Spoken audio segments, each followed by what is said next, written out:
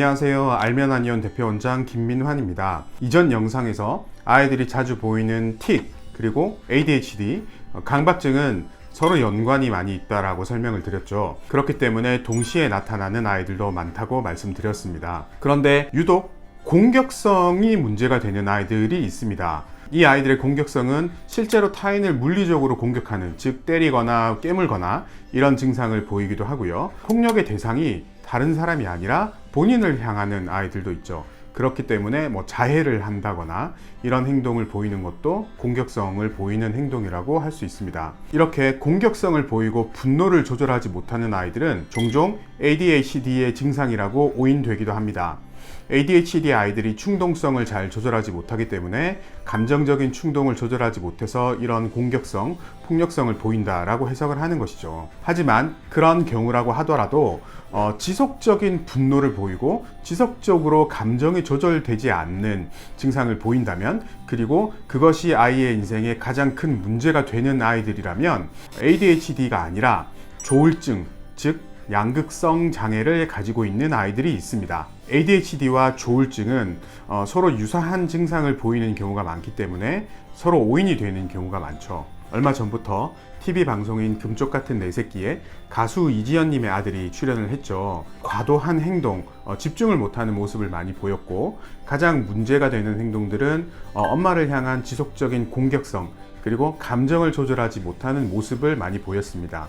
그리고 이 아이는 ADHD라고 진단을 받았다라고 방송에 나왔는데요. ADHD를 치료하기 위한 지속적인 솔루션을 받았는데도 증상이 완전히 개선되지 않아서 많은 분들이 안타까워하고 있죠.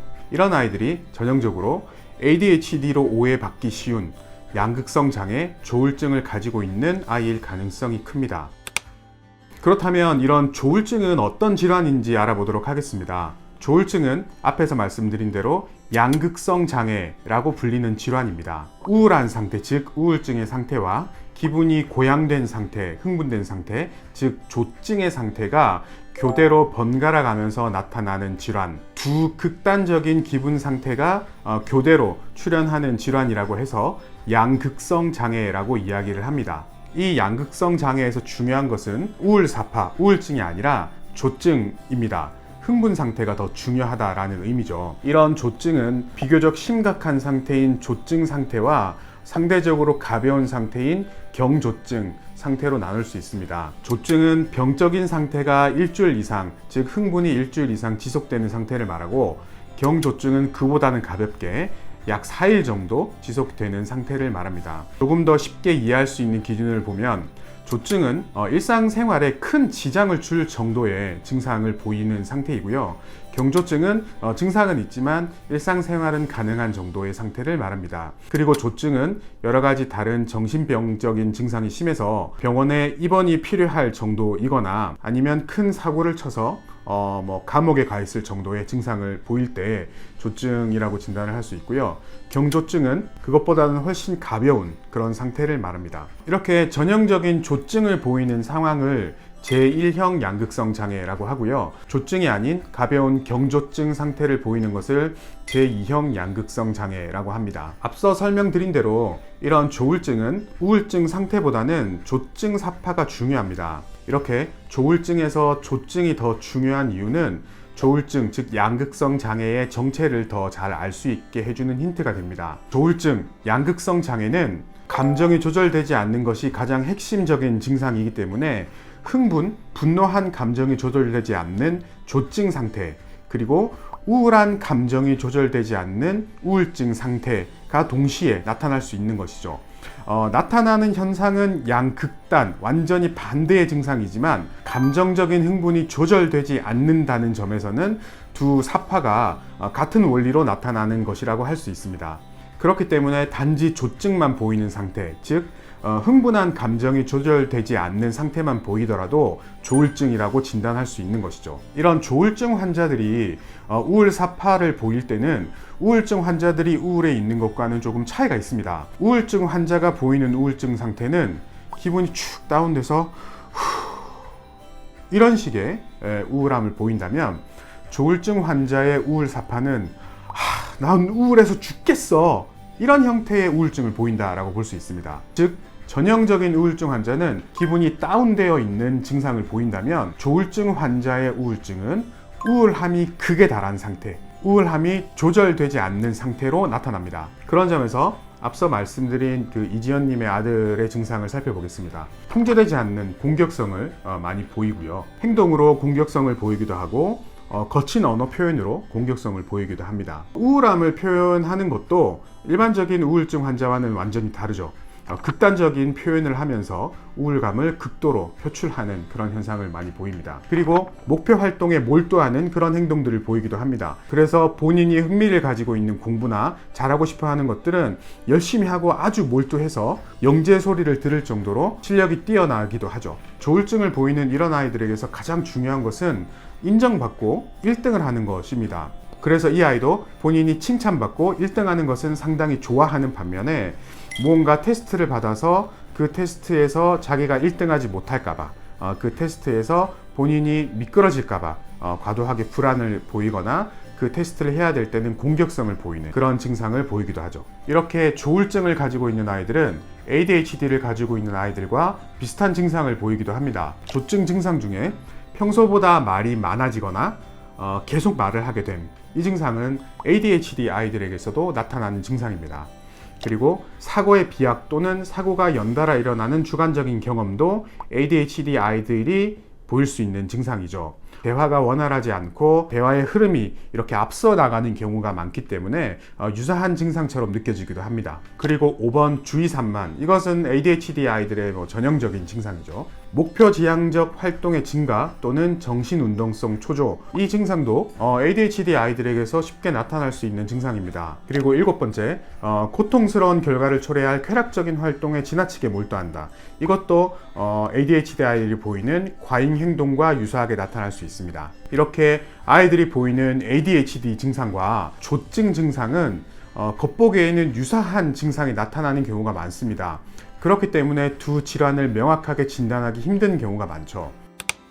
그런데 조금 더 자세히 파고들어 보면 이 두 질환은 분명한 차이를 보입니다. 첫 번째로, 조울증은 감정의 과도한 흥분이 가장 중요한 증상입니다. ADHD 아이들도 감정의 흥분이 보이기도 하지만 조울증 아이들, 특히 조증에 놓인 상태보다는 훨씬 가벼운 감정적인 흥분을 보이죠. 그리고 감정적인 흥분이 지속되는 시간도 비교적 긴 편이죠. 반면에 ADHD 아이들은 가벼운 정도의 흥분을 보이는 경우가 많고요. 흥분을 하더라도 쉽게 진정되는 특성을 보입니다. 그리고 두 번째로, 과잉 행동과 충동성, 집중력 장애가 언제 나타나는지가 다릅니다. 조울증 아이들은 본인의 기분 상태에 따라서 이런 집중력 문제의 과잉 행동이 달라지는 경향들이 있습니다. 기분이 안정되어 있는 상태에서는 집중력의 문제나 과잉 행동을 보이지 않는 경우들이 많습니다. 반면에 ADHD 아이들은 감정적인 변화와 관계없이 항상 쭉 집중력이 떨어지고 과잉 행동을 보이는 경우가 많죠. 즉, 내 집중력에 영향을 주는 요인들이 감정적인 흥분이 아니라 나를 둘러싸고 있는 주변 환경인 경우가 많습니다. 다음으로는 이런 증상이 시작되는 시점이 조금 다릅니다. ADHD 아이들은 대략적으로 만 4세가 지나서 진단을 받는 경우가 많습니다. 하지만 그 이전에도 ADHD라고 볼 수 있는 증상들은 쭉 지속되고 있는 경우가 많습니다. 왜냐하면 이 질환은 뇌신경 발달 지연 질환이기 때문에 어릴 때부터 자랄 때까지 쭉 지속되는 경향이 있습니다. 반면에 조울증을 가진 아이들은 영유아기 때는 특별한 증상이 없는 경우가 많습니다. 그러다가 어느 순간 감정을 조절하지 못하는 증상, 흥분을 조절하지 못하는 증상을 보이는 경우가 많습니다. 네 번째로, 조울증 아이들과 ADHD 아이들은 자존감의 상태가 다릅니다. 조울증 아이들, 특히 조증 상태의 아이들은 한껏 기분이 고양돼 있는, 흥분되어 있는 상태이기 때문에 자존감이 쓸데없이 증대되어 있고 본인은 무엇이든 할 수 있는 뛰어난 사람이라고 생각하는 경우가 많습니다. 반면에 ADHD 아이들은 타고난 자존감의 문제는 없지만 자라면서 꾸준히 행동을 지적받고 혼나기 때문에 자존감이 상당히 떨어져 있는 경우가 많습니다. 또한 두 질환은 증상이 나타나는 형태가 다릅니다. ADHD는 집중력의 문제나 충동성의 문제가 쉴 새 없이 쭉 지속되는 경향을 보입니다. 반면에 조울증은 어떨 때는 또 괜찮았다가 또 어떨 때는 감정적으로 너무 흥분해서 조절이 되지 않고 이렇게 증상이 생겼다가 없어졌다가 하는 현상을 많이 보이게 되죠. 또한 두 질환을 가지고 있는 아이들은 수면 패턴에서 차이를 보입니다. 두 질환 모두 수면의 문제를 보이는 경우가 많습니다. 늦게 잠이 드는 그런 증상을 많이 보이죠. 그런데 ADHD 아이들은 늦게 잠이 들고 늦게 일어나고 낮에도 상대적으로 졸리고 이렇게 잠이 부족한 느낌, 충분히 자지 못해서 몸이 피곤한 그런 상태를 많이 보이게 됩니다. 반면에 조울증 아이들은 늦게 자더라도 일찍 일어나는 경우가 많습니다. 즉 전체적으로 내 몸에서 필요한 수면 시간이 짧아지는 경우가 많죠.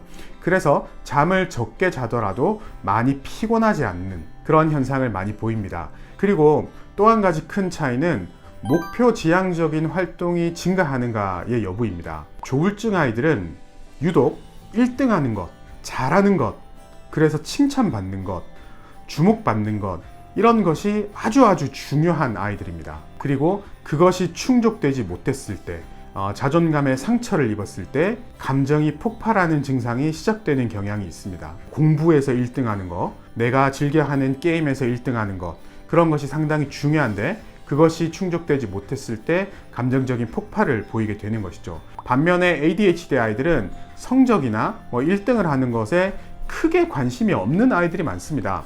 이처럼 ADHD와 조울증은 서로 아주 유사한 증상을 많이 보입니다. 그렇지만 자세하게 파고들어 보면 분명히 증상의 차이가 존재합니다. 조울증을 보이는 아이들의 치료 원칙은 감정이 너무 과도해지는 것을 조절하는 것을 목표로 합니다. 가장 흔하게 나타날 수 있는 문제가 호흡의 문제를 보이는 경우가 많습니다. 이런 아이들 중에서는 오히려 ADHD를 치료하는 약물을 복용했을 때 감정적인 흥분이 더 발생해 버리는 경우도 생길 수 있죠.